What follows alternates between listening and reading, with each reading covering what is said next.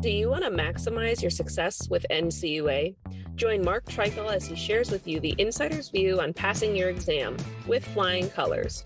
The With Flying Colors podcast is sponsored by Credit Union Exam Solutions by Mark Treichel.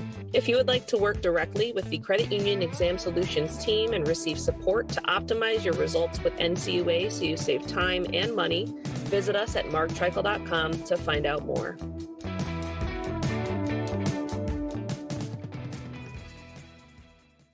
Hey everyone, this is Mark Treichel with another episode of With Flying Colors. I'm excited today because I have a friend and colleague that I met in the coaching world. Today we have the pleasure of speaking with Joe Jacobi. Joe mastered the art of navigating both turbulent waters and life's challenges. Joe is an Olympic gold medalist, having clinched America's first ever gold in whitewater canoe slalom at the 1992 Olympics. But his journey didn't end at the podium. Today is a well-known performance coach, transition expert, and author, helping high-performance leaders unlock their potential and achieve what he calls midlife peak performance. From his home in the Pyrenees Mountains of Catalonia, Spain, which is fittingly located beside the very canoeing venue where he won his Olympic gold, Joe continues to refine and share his insights. In 2022, he published Slalom, love the name of that book, a book that translates his 4 decades of river experience into strategies for confronting life's obstacles. Joe's latest project, a weekly publication called Thinking in Waves, draws parallels between surfing offshore ocean waves and making clear, value-aligned choices in life.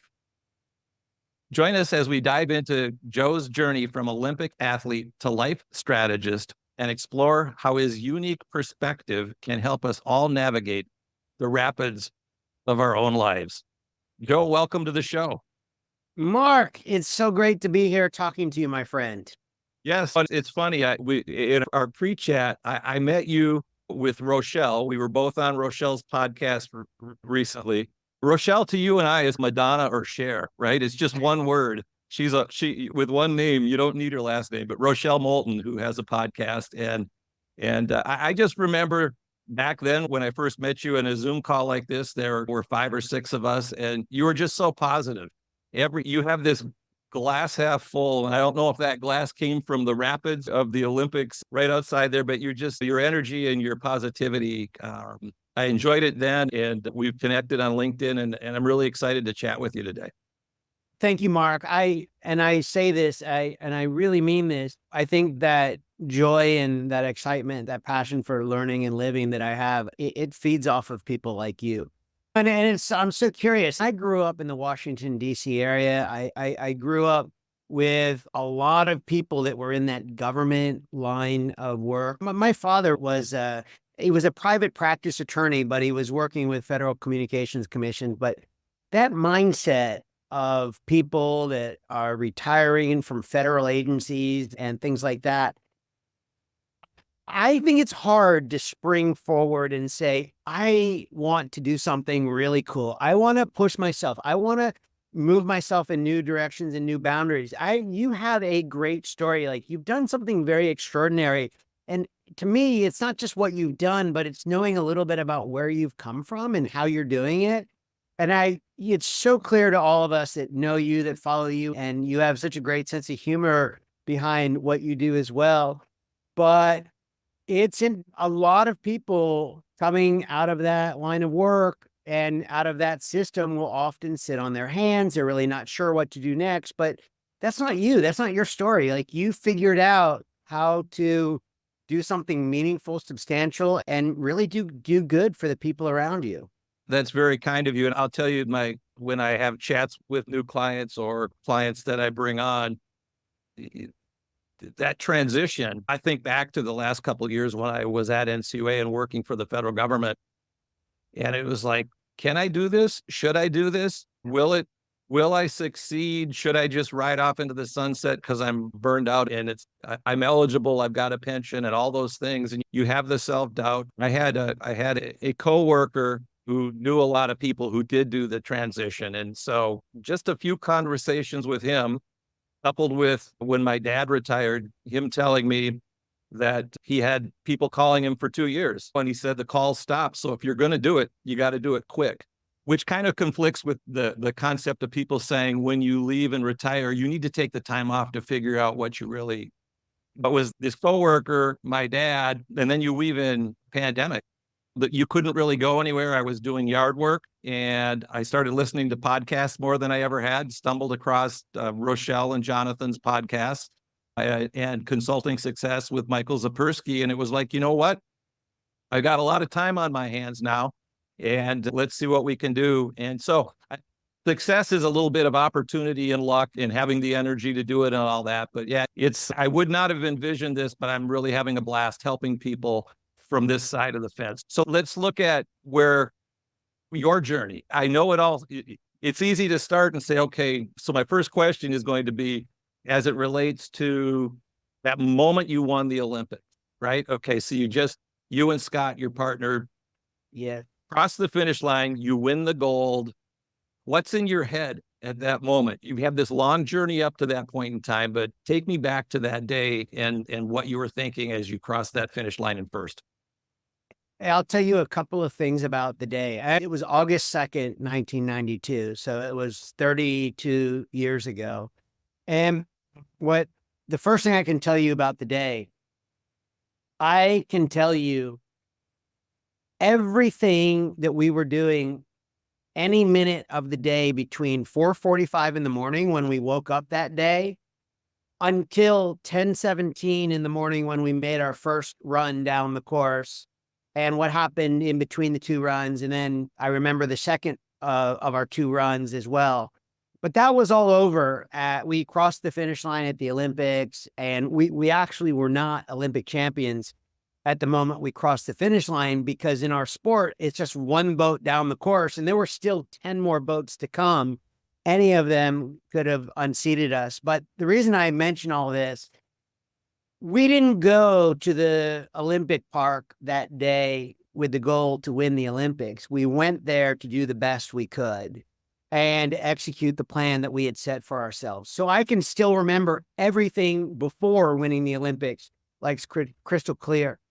What happened afterwards, how I felt, all those things, that's a lot more fuzzy. And it wasn't because I drank all the things. It wasn't that at all. It's just that you put so much into preparing to do the work, not preparing to celebrate after the work. And it's interesting, but what I would tell you that happened later that day, it felt a little bit like someone put a crown on your head, maybe a nice cape, and said, you're a king now. And you weren't expecting that. Like, you had no idea that you were going to be a king at the end of the day. All you wanted to do was go and canoe the river to the best of your ability. And we did that. And I think part of the conversation that we're going to have today is that for better, for worse, you realize that something big just happened. You have no idea what it means. You have no perspective or context of what being Olympic champion means at this moment. But you start to make some choices about who you think you need to be, how you think you need to show up in the situation, what you need to be right about. And that is part of these midlife transitions that I can look back on that I probably started to really hold on to pretty tightly back on August 2nd, 1992, not all of which were healthy, but you don't know that at the time. And then it starts to catch up with you later in your life. But I mean, it was obviously a great feeling to stand on the Olympic podium, to have the race, the competition that you hoped you would have. And I also last thing I'll tell you is that my mom and dad, who were both born and raised in the Washington, D.C. area, both have passed on.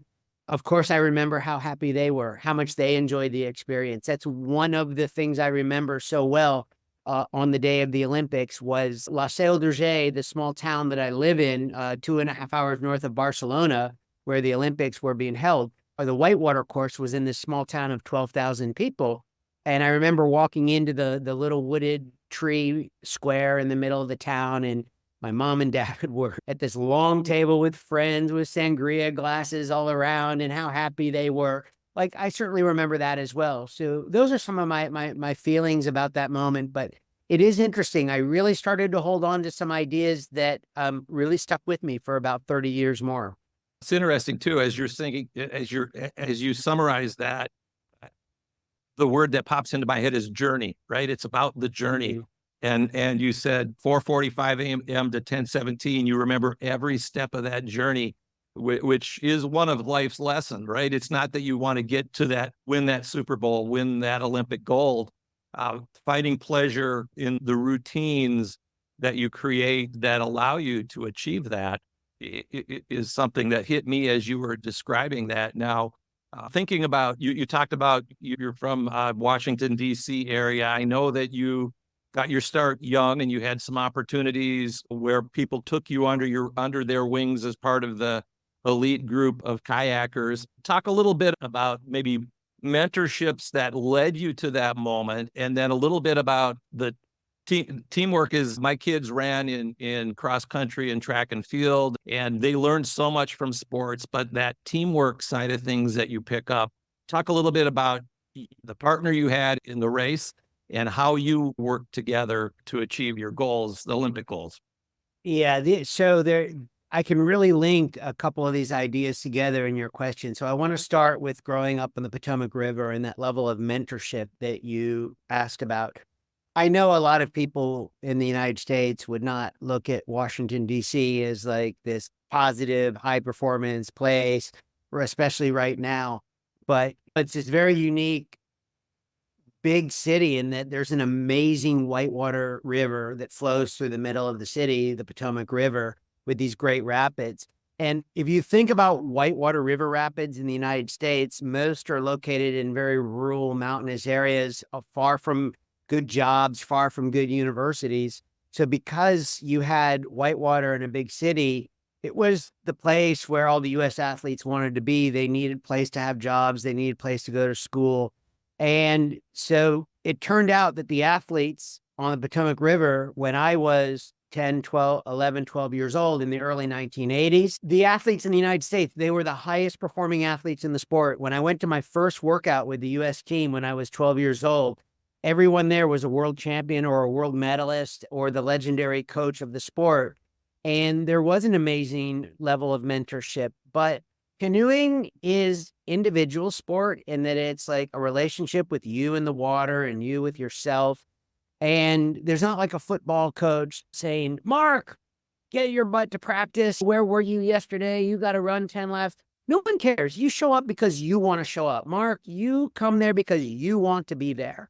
But if you want to be there, this group was incredible. Like they totally had your back. They really helped you. They wanted people that really fit into the culture and the community. But the second part, you mentioned having a doubles canoe partner. So the United States was especially good in the men's single canoe, which is the sport I wanted, the discipline I wanted to do.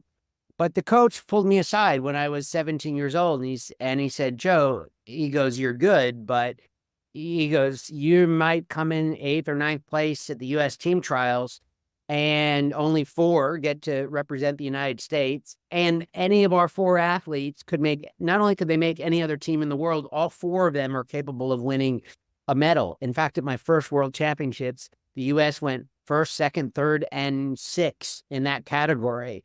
And so he said, but look, if you and Scott, the person in the same position as me, if you were to paddle the doubles canoe, you'll make the U.S. team, you'll get the experience of the World Championships, you'll be there, you'll have an opportunity to start the World Championships at 17 years old. So I literally went from my high school graduation to a small village in France to compete in the World Championships, and it was like life-changing experience. And doing this in a doubles canoe with Scott, I think one of the things, we came from this amazing canoeing culture in the Washington, D.C. area, which we stuck with for the next 3 years. But it also told us that it was a hard and very grinding culture. And it became very apparent that we had to find our own way forward, that maybe the way of these world champions was not the way for us. They gave us a lot of good fundamentals, but the biggest, most important choice that Scott and I made was 3 years into our career, we left the Washington, D.C. area and we went down to the quiet solitude of the Nantahala River in Western North Carolina in Appalachia, which seemed like a crazy move. Like, why would you leave? It's like being on the Chicago Bulls in the 1990s and leaving to go like start an expansion startup team. But it was the most important and best decision that we ever made. And I think where this relates, even to the people that are listening right now, it's really nice to look at the best leaders, the best people running banks or the best sports athletes and saying, I want to be like them. I want to put their system into place. Whatever's working at Salesforce, I want to try it at our company as well. It's like the worst idea ever. There are things you can learn from everyone, but the hardest thing to do in leadership, whether you're running a big company or you're running a credit union, is to find your own way of performing. And everyone can do it, but it's hard work to do. And it takes time and it takes patience, and you got to be willing to make some mistakes. But anything short of that, you will struggle with results, or you will not be operating really at your peak ability. You're trying to run someone else's system that's really not uniquely your own and suited not only to your team, but to the conditions of around you and the conditions of your community. That's fascinating. So thinking about the conditions around you, I'm thinking about conditions as you're on the river. And I know you have a lot of ways of relating the river to Yes. real life, but in business and in whether I'm having a relationship with my kids, my wife, a client, or picking up the phone, talking to customer service at the cable company, communications is paramount. And I saw Sully Sullivan, who landed a plane on the Hudson River. I saw him speak one time, and he talked about training and the importance of, he had never met his co-pilot, and they got in their plane. The co-pilot was trained. He was trained. The birds hit their engines, and they started communicating in very short statements to each other because they knew the book. They'd lived that book of that training, and they landed it and saved all these people's lives. Now, here you have a partner that you're training with daily, monthly, for years, but communication, so you do know the person. Speak to me about the communications as part of a team kayak, and how that relates to success outside of kayaking. Yeah. So a couple of things. First thing I'll say about paddling the doubles canoe in whitewater river in this very uncertain, changing condition. Before you strap yourself into a canoe, and you literally strap yourself into the racing canoes that we're in, you want to know something about the other person that you're going to go through this experience with, right? You want to have a sense of how they're going to show up, not when things are going well, but when things are not going well. And I think that really relates well to the Sully story that you were talking about. Secondly, in canoeing, in fact, I would always tell people, if you saw Scott and me talking on the river, it meant that we were making mistakes. Really, our communication was based on unspoken communication. It was really reading body movements for me in the back of the canoe, reading Scott's body movements. He was communicating to me what he was trying to do with the canoe by the little strokes that he was doing. And I would look at those strokes, and then I'd be like, oh, he's trying to do a draw stroke, which is designed to pull the boat to the right side. Oh, I can complement that with a sweep stroke. He doesn't have to say anything. I can just tell the stroke he's doing. If Scott is going into a sweep stroke, that means he wants to push the boat to the left. Great. I can do like a draw stroke. And it's all unspoken, right? And which is pretty cool. What's more interesting about the relationship with Scott, and I think is really interesting for the audience that we're talking to today, I don't think Scott and I were 180 degrees different, but we're about 179. And I like to say that if we were 175, I don't think we would have won the Olympics. I think it was our diversity, our differences that made us great. And I know that diversity in the late 1980s probably means something different than it does in 2024. But I think the idea of it is not that different, that there are ways to read into people's differences and the way they evaluate success, risk, focus, a goal, rest, recovery, things like that. And the neat thing about having a diverse team or people who see things differently, it brings more perspective to the situation. But it all comes down to how you process that and how you work with that. Like initially, especially as the pressure went up on Scott and me, and we went from, hey, this will be a fun thing to do. We can make the U.S. team in a doubles canoe to being like, oh, you're winning medals. You have a chance to win the Olympic Games or a medal in the Olympic Games. That's when I started to self-destruct the team because I didn't have these tools of how to work with a partner under stress, under duress, with a lot of just tension on the line. But we had a sports psychologist that came in and helped us do that, Mark. And that was huge. And then that gave us like a lot of ways of how to work with people and appreciate the things that make them different. And it was the best thing that I'll tell you about the sports psychologist. He didn't come in and say, oh, Scott, you're an introvert, and Joe, you're an extrovert, and therefore you got to do this and this.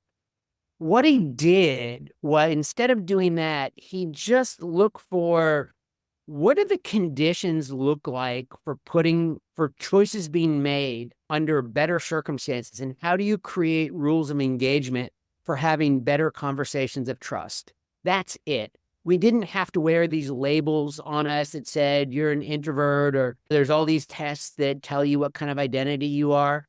Instead, I think what we can be more consistent about, those are fine, those are interesting, but I think what's more important is like being smart about setting the conditions about when we can have trusting, engaging conversations and when we can't, and really doing them with intention and purpose and preparation. And if you do those things, you will have much better meetings, especially with leaders who are different than you, maybe operate and do different things. And that's how the diversity of people and leaders really ultimately lead to great performances by teams. That's fascinating. Hey, so as I'm listening to you talk about this in your relationship with your teammate, two books popped into my head. Blink, which is that your brain's a computer, that it's the journey you got to today that allows you to make a decision in a blink of the eye. So you're in the back of that kayak because you went down so many rivers with your teammate, and when you see him lean one way, you don't even think about it. You just do it because of that rote memory. And then on the diversity side of it, the diversity, when I think diversity, I think of diversity of thought, and I think of a book called The Wisdom of Crowds. And that when you surround yourself with different people, whether it's race, sex, or just someone who comes from a different part of the country or from a different country. Yeah. You have that dialogue, you have it leads to less blind spots. And because those blind spots are gone, you're going to maximize your decision. Any thoughts about those connections? Listen, I believe in general that, especially for younger people listening to this podcast, I have a 23-year-old daughter that just graduated from business school in Geneva last week.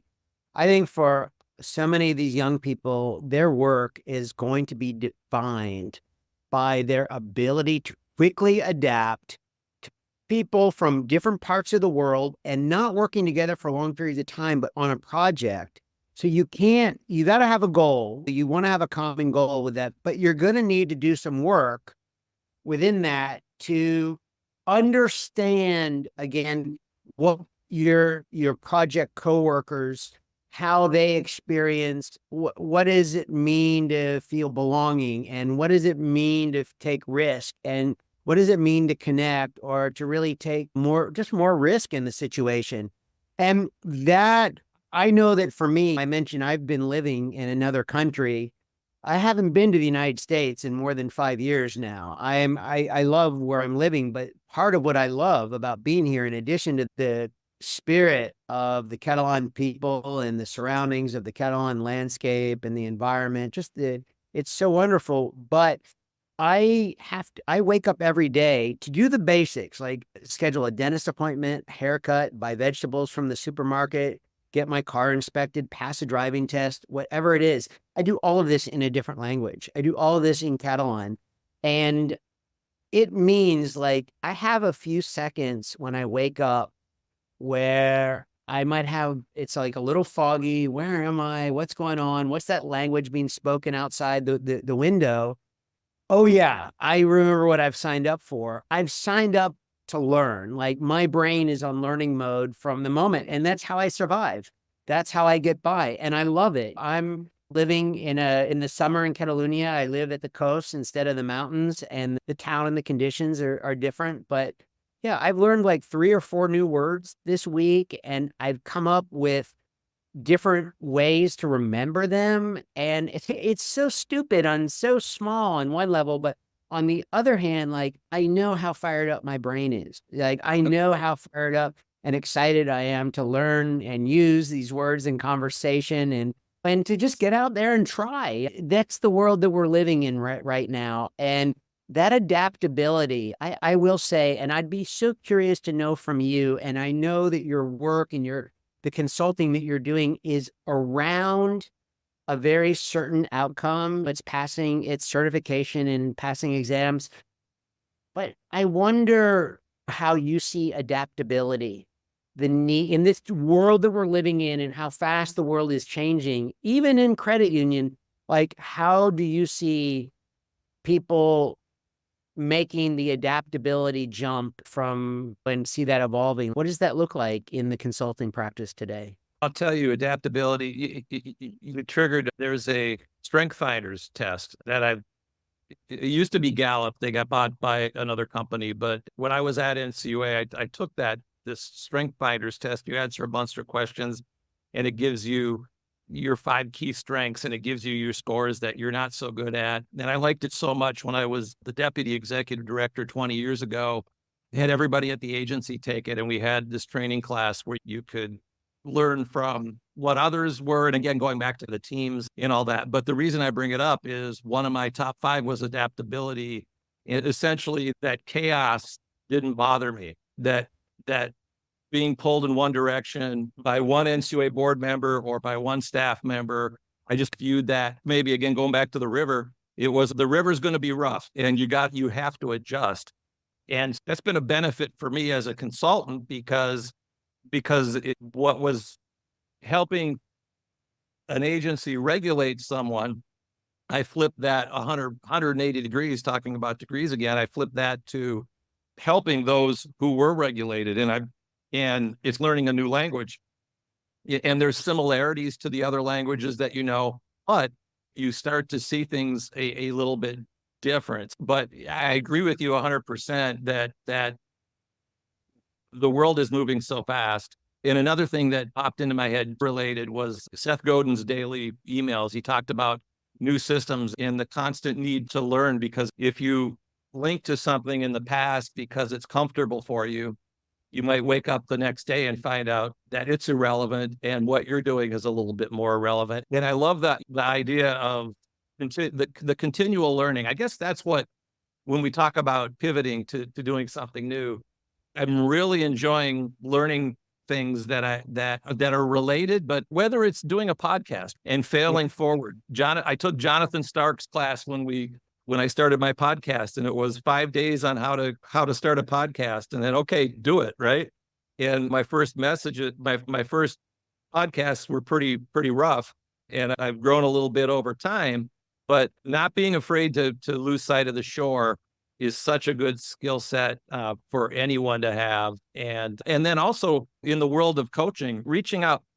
We used to hire coaches for our executives. When they came up to the executive level, we had contracts where we would arrange for coaches for them, because being a doer is different than being a manager, and being a leader is different. An executive is different than being a manager. And it creates a lot of new challenges. And there were people who came up and said, I don't need a coach. And so I was instilled with this concept of that being important. So when I came out and realized I was going to want to go down this path of doing consulting, I've had probably 7 or 8 different coaches at different times on different things. And which goes back to them teaching me different things that I wouldn't have thought of. The sports psychologist that you mentioned, being open to advice, I guess is another way of saying it.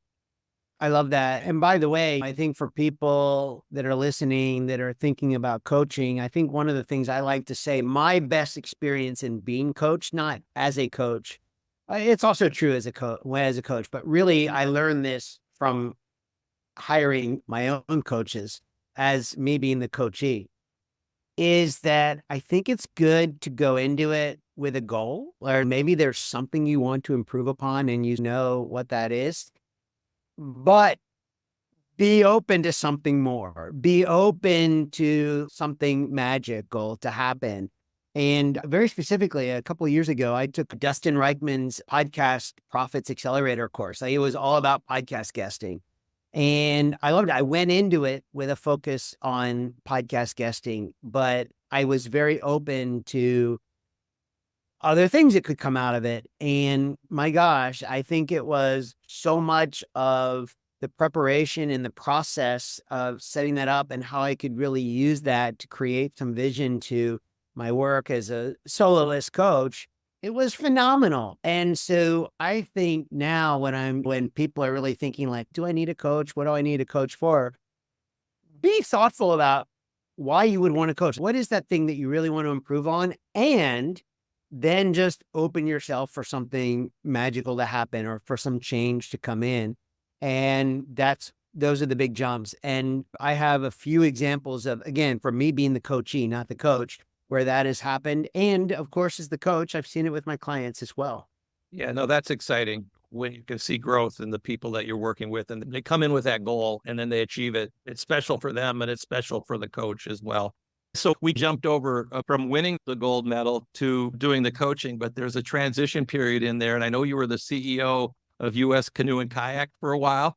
And Yes. I know that I've heard you tell stories about doing motivational speaking after you did the Olympics and some advice you got relative to that. So maybe speak to what you're after the gold medal, and then you transitioned into doing other things in the sport and then other things beyond that. Speak a little bit to that part of your journey. Yeah, this was something I wrote about in the last chapter I wrote about in Slalom was this story. So we were on the bus going to the closing ceremony at the 1992 Olympic Games. And this legendary coach, that was same legendary coach that was at my first training session when I was 12 years old. Now it's 10 years later. And Bill Endicott is his name, says to me, he says, well, Joe, you're an Olympic champion and you're going back to the United States the day after tomorrow. What's next? And I said, I've got some speaking engagements lined up. Like, I can't believe it. I'm a whitewater canoeing guy and people want to hear the story. And he said, could I give you some advice? And I said, of course. And Bill said, he goes, 4 years ago, I coached Norm Bellingham, who won a gold medal in flatwater kayaking. And I know Norm because we went to summer camp together in the DC area. And he says, I'll tell you what I told Norm. For the first couple of weeks, when you go back to the U.S., you can put on your Team USA uniform and a gold medal around your neck, and you could just say blah, blah, blah, blah, blah. And people will think that's interesting. But then it's not good or bad. It's just human nature for people to say, Joe, that's great. You won a gold medal in the Olympics, but how does that help me? And Bill said, Joe, if you can figure out how this helps them, you'll tell this story as long as you want. And I'm still telling the story today, 32 years later, not because I love telling the story, but because I see it's helping them. And it's all about the transfer. It's all about taking an activity that people know very little about, that's hard to really wrap your hands around. Kids are not checking out canoes and kayaks during recess in the United States. It's not PE. It's hard to do. It's hard to access in a lot of places. It takes resources and money and time for the parents to shuttle you back and forth to and from the river. It's not easy to do. I just knew from the moment we won the Olympics that this was going to be like a big effort project in reframing Olympic success for me into really what does it mean for you?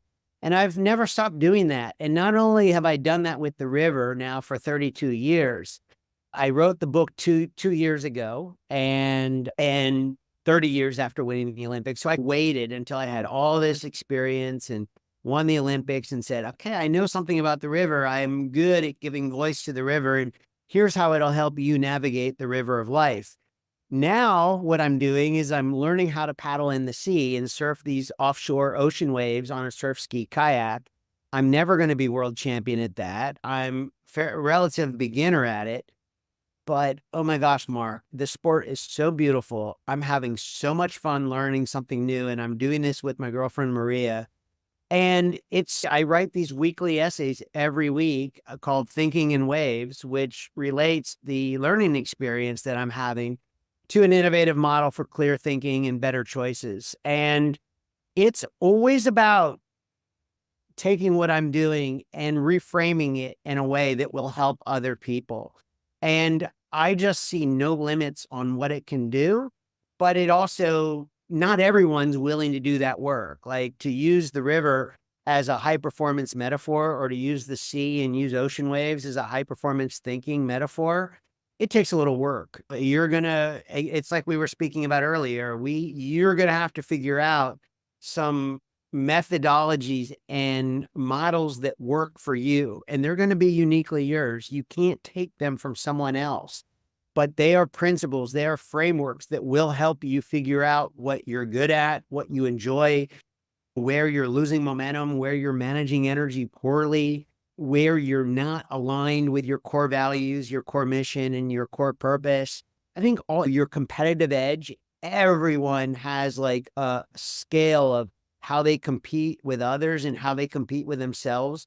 Everything from I want to win almost in a not so good way to being like, dude, I have no interest in competing. That is so not me. That's also not very helpful, but we got to look into these things and figure out models that help us understand who we are and how we operate in order to build a plan that works for ourselves, and one that is built around our capacities and the conditions around us.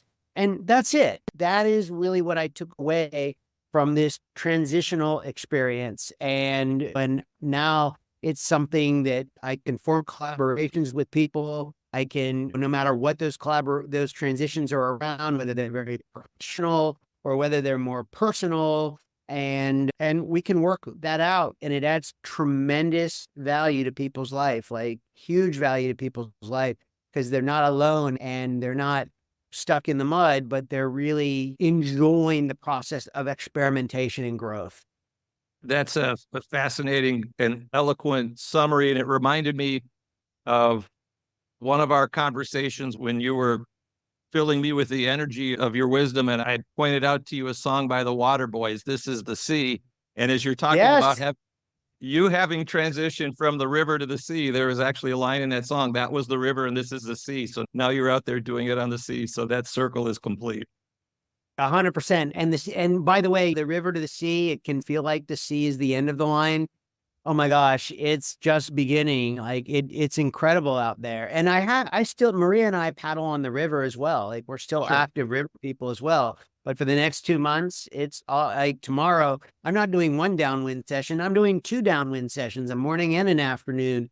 And it's really funny. And I think this is so interesting as I share this with people. My purpose in paddling on the sea, it's so clear. I want to see beautiful things from the water with Maria. Full stop. That's it. And you would think, great, we'll go do that. If I see a whale or a beautiful sunset, you would think, box check. No, it doesn't work like that. There's beautiful things to see all the time. And even better, if I keep myself in good shape, if I get more proficient at surfing the waves, and I'm very attentive to the direction I'm going and why I'm doing it and how I'm doing it, guess what? I'll get to do this for a longer part of my life, which means I'll get to see more beautiful things with Maria for a longer period of time, which is what life is all about for me. That's it. It's so clear and so easy. It gives me all the reason I need to wake up and get out of bed in the morning. And I think having those conversations with other people, and even you said something at the start of this conversation, I think that we can also help more of the leaders of credit unions, people that are working in the government, start to think about these next chapters of life. You're not going to give up. Not only are you not going to give up your competitive edge on what you're doing now, more likely you're going to sharpen that competitive edge if you give yourself not like the idea of what sitting on the sofa and lying around is going to look like, but what learning and growth and peak performance is going to look like as defined by Mark. as defined by the person who's listening to this. It's such an awesome opportunity. Oh, it sure is, Joe. That's fantastic. So as we wrap up here, if someone is listening today and they want to, so I see you on LinkedIn a lot. I know I subscribe to your newsletter. If someone wants to connect with Joe and talk to him about anything we talked about here or arrange to have you as a coach, what's the best way for them to get in touch with you? Yeah, first of all, I'll give you some links in the show notes to do that. But really, connecting with me on LinkedIn is great. Subscribing to Thinking in Waves is an easy thing to do from my LinkedIn profile. And joejacobi.com is being redone and fixed up right now, but you can still email me and schedule a discovery session there right now. Of course, we'll have a lot of better functionality on the new website when that's ready. But yeah, LinkedIn is a really good way. And we can also get a couple of links in the show notes that make connecting really easy. And before I go, I got to do a shout out to my credit union that I work in Ducktown, Tennessee, the Copper Basin Federal Credit Union. I know Jessica Grostick follows your content on LinkedIn. I haven't been in the United States in 5 years, and I've been living where I live for 7 years now. I don't have a fancy international bank. I have Copper Basin Federal Credit Union in the United States, and that is it.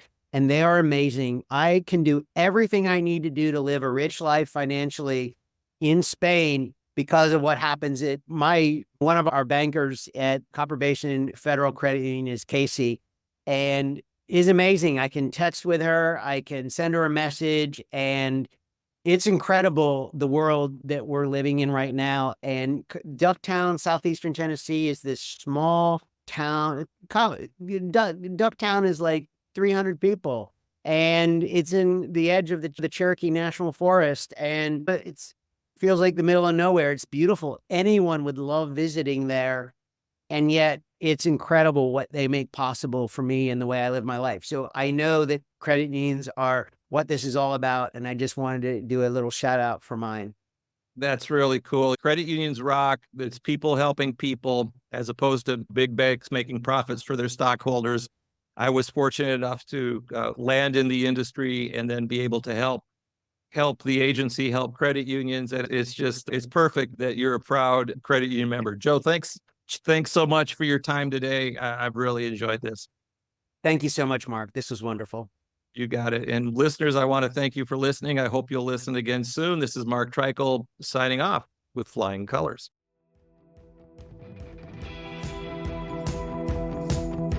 Thank you for joining us on this episode of With Flying Colors. Subscribe on your favorite podcast app to hear future episodes where subject matter experts of all varieties will provide tips on how to achieve success with NCUA. If you would like to learn more about how we assist credit unions, check out our services at marktreichel.com.